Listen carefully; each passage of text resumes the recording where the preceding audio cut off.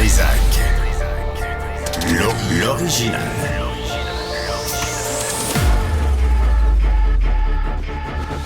Du Trizac. Votre plaisir coupable. Bonjour tout le monde, j'espère que vous allez bien. Attendez, il faut s'habiller, ça gramouille, hein? T'es dans les médias, faut que tu sois propre. Je trouvais que t'osais un peu. J'osais, hein? Oui. Un peu trop de... Un peu trop de décolleté. C'était plongeant. Ouais. Je sais pas pourquoi les gens m'appellent à cette heure-là.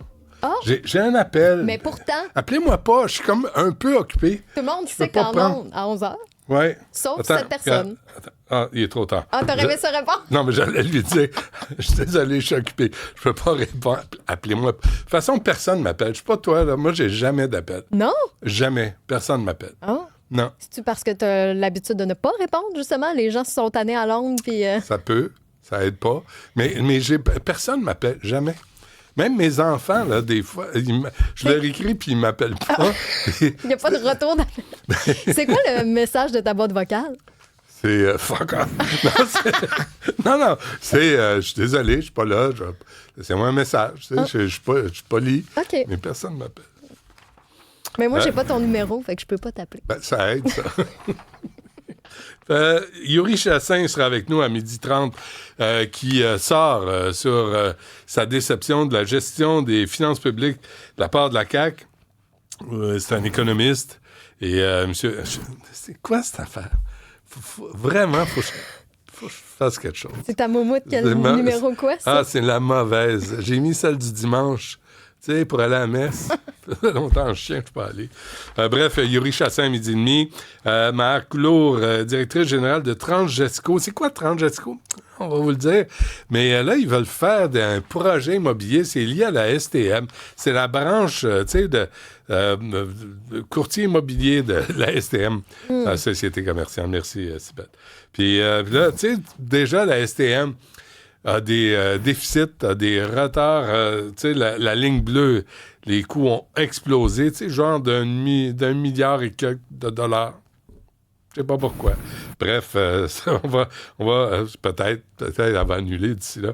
Moi, j'ai reçu mon pamphlet, justement, de la ligne bleue. Puis? Pour dire que les travaux commencent et que Jean Talon va être complètement fermé. Donc, pour nous avertir que j'imagine que Rosemont va devenir le nouveau... la nouvelle voie. Ouais, c'est pas vrai. Ah, l'enfer. Hey, ce matin, j'ai le temps. Ce matin, je prends Rachel, je viens pour prendre Frontenac pour m'en venir. Je prends Rachel. Oui. J'arrive, je monte pas Folhomme, je monte pas rien. C'est bloqué. Ils ont barré la rue. Oui. Mais les épais, vous êtes des épais. Vous êtes des épais. Mettez-le un coin de rue avant pour qu'on puisse tourner à droite ou à gauche. Prévenir. Non, t'arrives et c'est fermé. On a décidé que c'était fermé, on a mis une carte, c'est fermé. Vous êtes bien épais ou vous sacrez de nous autres ou vous... Ça se peut pas, se sacrer des citoyens comme ça. C'est pas moi, là. Moi, c'est pas grave. J'ai viré de bord, j'ai fait un U-turn, j'ai fait un bras d'honneur, puis je suis tourné de bord. Mais c'est dangereux, puis il y a quelqu'un qui va se blesser à un moment donné. Puis après, ils se demandent pourquoi les gens ont une rage au volant, pourquoi ils sont crinqués. Ben, c'est parce que vous ne nous le dites pas à l'avance. Sur Atatican, pareil, c'était Ontario, pour aller prendre Ontario, prendre le pont Jean-Cartier, je descends, ils mettent le U-turn, un demi-tour au milieu de la pente d'Atatican, au lieu de le mettre en haut. Ben non. Puis là, ah oui, j'ai roulé à contresens. J'ai fait de la marche, je suis tasné. Là, le gars, il dit « Hey, il y a une bétonnière. » Je dis « Quand viennent de la bétonnière, ça, je te dis. » Puis là, j'ai tourné à gauche, sur Ontario, je suis allé prendre le pont. Ça, il est temps d'avoir un nouveau maire, une nouvelle mairesse. On cherche, hein? Un nouveau maire est demandé à la réception de l'Hôtel de Ville de Montréal. Mais c'est le maire d'Anjou, hier, qui nous parlait justement de la coordination des travaux et que c'était super simple dans son coin. Oui, quand t'es compétent. Quand tu l'es pas, ça donne ça. Bref, et à midi, on a une entrevue avec une mère qui a retrouvé son petit pit avec quoi, un tag GPS. Un AirTag, là, c'est assez... la mère va être avec nous à midi. Merci, André Sylvain, d'ailleurs. Mais tout d'abord, il est président de la Fédération des syndicats de l'enseignement. Je voulais lui parler ce matin. Richard Bergevin. Monsieur Bergevin, bonjour. Bonjour, M. Dutrisac. Merci d'être avec nous. Là, on a vu le cas de violence là, à l'école La Voix, dans le quartier Côte-des-Neiges. Il y a un prof qui dit « Je suis gay ». Puis au Québec, c'était réglé, cette affaire-là. L'homophobie, c'était réglé. Vous savez, on a eu des campagnes de prévention dans les écoles. Oui, tout à fait. Puis ça devrait même pas être un sujet de discussion, de discrimination de nos jours, là. Je veux dire, c'est une réalité. Puis ça devrait bien se vivre dans nos milieux scolaires.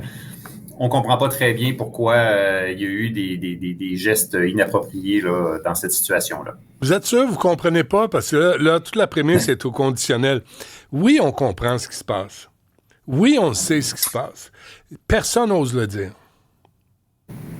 Ben, en fait, ça devrait pas. Il ne devrait pas y avoir de gestes inappropriés dans le cas d'une enseignante, d'un enseignant ou de quelqu'un qui annonce qu'il est homosexuel. Ça devrait pas être une réalité qui surprenne. Monsieur Bergevin, je suis trop vieux, là, on va arrêter de tourner autour du pot. Là. Cet homme-là, là, qui est gay, c'est de ses affaires, gay, lesbienne, ça ne nous regarde pas. Hein? Mm-hmm. Là, il fait affaire à un groupe ethnique, religieux, qui trouve ça inacceptable, qui trouve ça dégradant, que ça mérite la mort d'être gay. Et là, il n'y a personne qui va dire « ça suffit ». Au Québec, on n'acceptera pas ça. Il n'y a personne. Là, on tourne autour du pot, puis on ne veut pas dire, même Drainville ne veut pas le dire. Mais en fait, il faut le dire haut et fort et clairement qu'au Québec, c'est une situation qui est acceptée, qui est normale, sur laquelle il ne devrait pas y avoir de gestes. Et s'il y a des gestes qui sont inappropriés, comme tous les gestes de violence ou tous les gestes de harcèlement ou tous les gestes d'intimidation, il devrait y avoir une réaction. On ne devrait jamais banaliser ces gestes-là. Qu'est-ce qu'on fait? Souvent, c'est la porte de sortie facile qu'on prend dans notre système d'éducation, souvent par rapport à la violence, c'est qu'on va banaliser la situation. Il ne faut pas la banaliser, il faut réagir.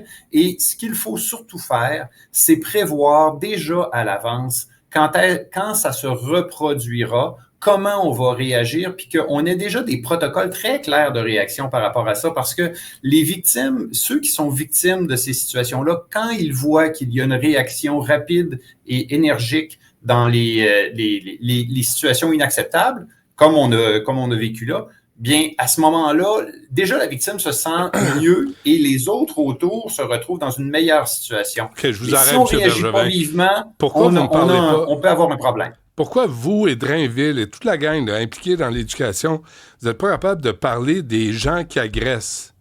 Quand vous dites, quand la situation va se reproduire, pourquoi devrait-elle se reproduire? Pourquoi on n'émet pas des directives claires et dire, si tu as ce genre de propos-là, t'es dehors. Si tes parents appuient le fait que ça vaut la peine de tuer une personne qui est gay ou lesbienne, t'es dehors, mon ami. Coup de pied au cul. Ça ne marchera pas au Québec. Personne, ni le ministre Drainville qui dit accompagner les directions. L'invité Drainville, il veut pas venir. Lui, là, puis la Charte des valeurs, qui dit on a des valeurs communes au Québec. Moi, j'étais d'accord avec la Charte des valeurs.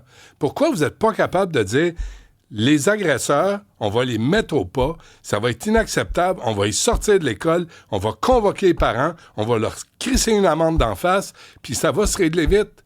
Pourquoi il n'y a personne qui a d'épine dorsale au Québec? OK, non, ça, je suis pas d'accord avec vous qu'il n'y a pas de gens qui ont des d'épine dorsale au Québec parce que il y a des codes de vie dans les écoles, il faut les appliquer et il faut faire une nuance quand même entre un enfant de 8 ans puis un ado de 16 ans puis un parent. On n'a pas le même niveau de responsabilité puis comme société, un enfant de 8 ans qui poserait des gestes inadéquats, on ne fait pas juste le renvoyer chez eux puis dire toi tu seras plus éduqué au Québec. C'est pas vrai, c'est pas ça la bonne mesure. La bonne mesure, c'est oui de retirer l'enfant pour qu'elle soit pas en contact avec la victime et de lui donner une conséquence en lien avec le geste qu'il a posé. Puis là, il y a différents niveaux. Et aussi de lui donner les services adéquats pour que justement cette culture-là de la tolérance ou de l'acceptation des différences, ben on puisse lui inculquer avec le temps, qu'il puisse comprendre, connaître, assimiler ces différences-là. Puis s'il faut aussi agir sur les parents, ben il faudra aussi poser des gestes. Alors, il faut pas tout mettre dans le même panier puis tout traiter de la même façon. Mais il faut avoir une réaction qui est adéquate. Puis la meilleure façon d'y arriver, c'est de prévoir déjà des protocoles à l'avance parce que vous me dites, faudrait pas que ces situations-là se reproduisent. Je suis d'accord avec vous, mais on le sait que ça va se reproduire. Ça se reproduit un petit peu partout. Ben oui, parce il faut qu'on être est capable de laxiste, prévenir parce qu'on accepte que ça se produise.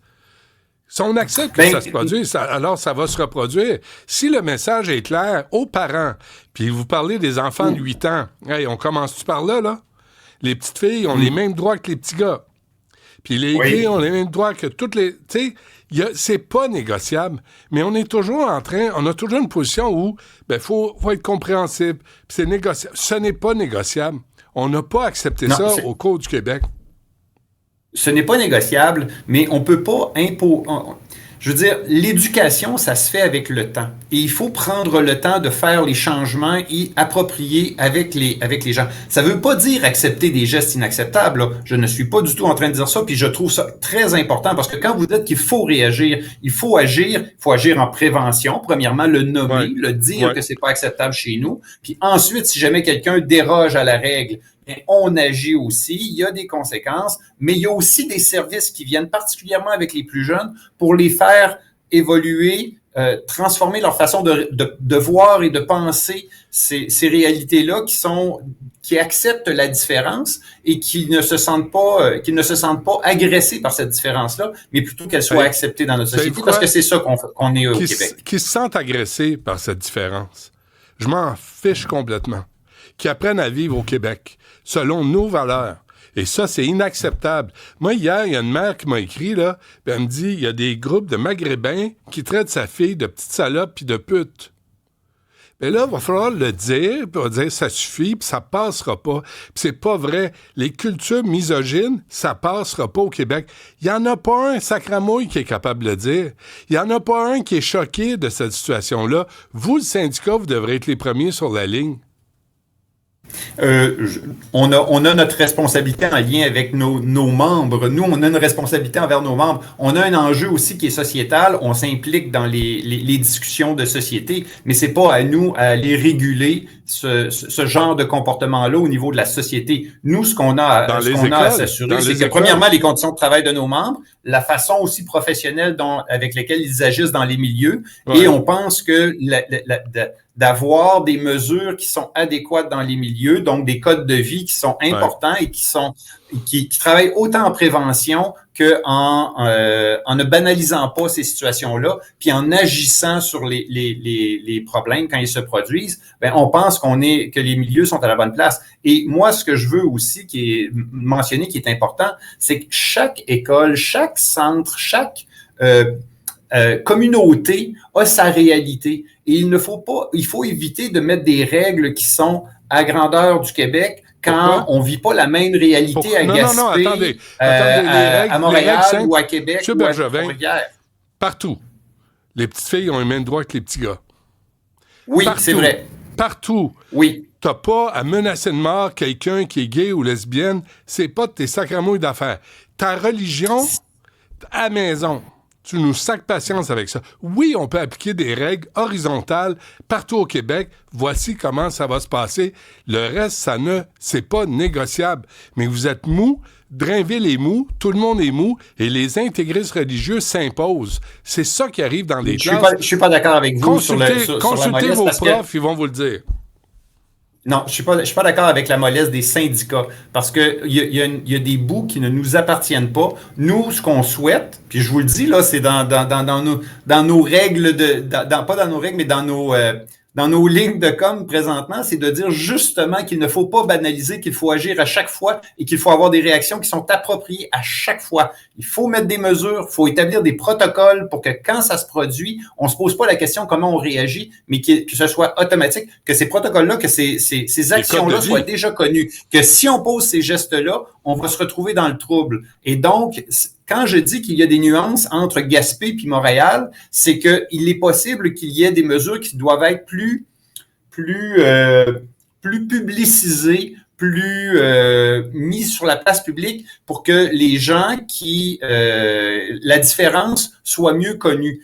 À Gaspé, peut-être que c'est pas un enjeu qui est si important que ça, alors on ne rendra pas nécessairement la même mesure. Mais ça n'enlève pas que la différence entre une fille et un garçon, d'un homosexuel ou d'un hétérosexuel, que les mêmes règles s'appliquent partout. Ça, on appelle ça des lois, on appelle ça des règles de vie en société. Puis ça, c'est les mêmes partout à grandeur du Québec. Maintenant, la façon dont on va mettre en évidence ces règles-là ou ces lois-là, ben ça peut dépendre d'un milieu à un autre. Là, on apprend, M. Bergevin, il y a un autre cas, j'allais dire M. Repentigny, il y a un autre cas à Repentigny, dans une école secondaire. Là, ça va sortir tantôt, là, des cas de violence, là, multiples bagarres. Trouvez-vous que Bernard Drinville est la bonne personne au poste de ministre de l'Éducation? Parce que le problème qu'on vient d'aborder, il est mou. La violence dans les écoles, il est mou. On l'a vu, il veut raccompagner les directions d'école. Des jeunes se font mettre à genoux puis manger des râtelés à coups de poing sur la gueule, puis lui veut accompagner les... C'est pas de même, là, ça va se régler. Avec les crapules, des fois, il faut que les règles soient claires. Oui, il faut mettre des règles claires là-dessus. Il y a pas de nuance à apporter sur la violence directement. Puis c'est un sujet, la violence, là, qu'on a dénoncé. Moi, depuis que je suis impliqué syndicalement, là, en 2018, on a fait une démarche très claire auprès de nos profs. Tout le monde nous a dit, 93% des enseignantes et des enseignants qui ont participé au sondage, puis là, on parlait de plus de 800 réponses, nous ont dit que c'est un sujet qu'il fallait traiter rapidement. En 2022, on a refait la même chose. On a eu encore les mêmes résultats. En fait, augmentation du niveau de violence. Il faut qu'on le traite. On en a parlé avec le gouvernement. On a mis de la pression pour qu'il y ait des gestes concrets qui soient posés autant en amont, c'est-à-dire de faire de la prévention, qu'en aval, c'est-à-dire que quand les gestes sont posés, qu'il y ait des réactions qui soient importantes, qui soient à la hauteur du geste qui est posé. Puis là, vous parlez de bagarres dans les écoles, mais on peut parler aussi de gestes qui se passent dans la classe qui sont pas appropriés, qui empêchent les autres enfants de suivre leurs cours réguliers. Ouais. On a besoin d'avoir des gestes concrets dans ce dossier-là. Puis c'est des demandes que l'on fait depuis longtemps. On a besoin qu'il y ait des actions concrètes. Le gouvernement le ministre Drainville a fait une journée sur la mobilisation sur la violence au mois de mai dernier. On s'attend cet automne à ce qu'il y ait des résultats concrets de cette journée-là. On est supposé avoir des données qui sortent.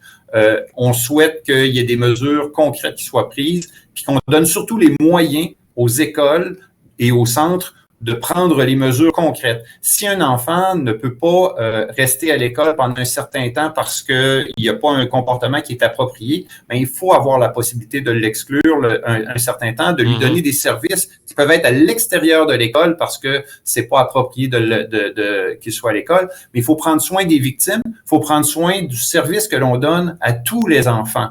Pas seulement à ceux qui ont des difficultés, mais à tous les enfants. Ils ont le droit à un service de qualité et professionnel. Alors, pour ça, il faut se donner les moyens, puis il faut être capable de poser des gestes concrets et surtout de ne pas banaliser les gestes de violence. Pourquoi c'est si long en conclusion, M. Bergevin? Pourquoi c'est si long? C'est une bonne question.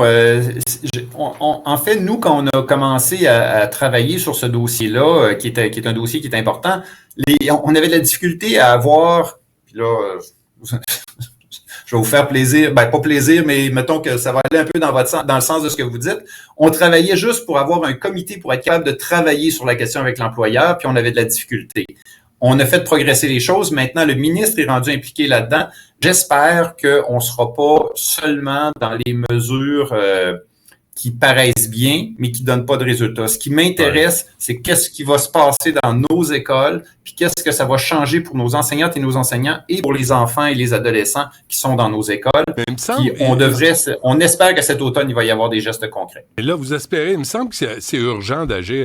Moi, oui. Éric Gingras, je recevais Éric Gingras aussi, là, qui représente certains profs, qui disait la même affaire. Puis ça, c'est depuis des années. Ça traîne. Là, on commence une nouvelle année scolaire, puis c'est toujours pas réglé. Tout à l'heure, vous disiez qu'on était mou là-dedans. Nous, ça fait longtemps qu'on le dénonce puis qu'on le demande. Mais on n'a pas le pouvoir de le faire, d'agir directement là-dessus. Nous, ce qu'on peut dire au gouvernement, c'est important, c'est urgent. Nos gens nous le demandent depuis longtemps. Il faut agir et on est prêt. on est prêt à travailler avec le gouvernement pour être capable de changer les mesures. Si on peut avoir un effet positif sur les changements, on va être prêt à regarder toutes les possibilités. Parfait. Richard Bergevin, président de la Fédération du syndicat de l'enseignement. Merci. Hey, bonne chance. Merci, M.